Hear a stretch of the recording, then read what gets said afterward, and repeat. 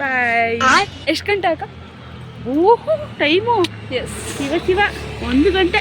1 ಗಂಟೆ? 1:30 ಕಣ್ ಕಾಣಿಸ್ತಲ್ಲ. 32 ಆಯ್ತಂತೆ.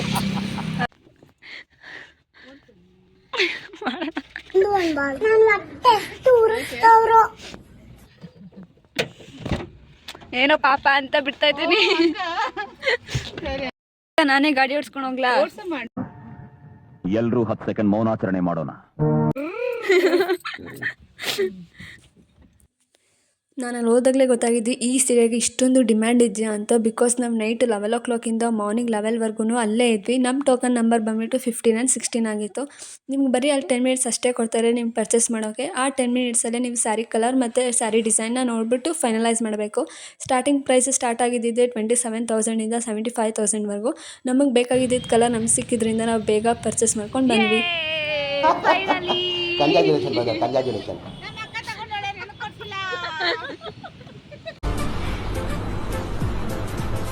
ಅಷ್ಟೇ.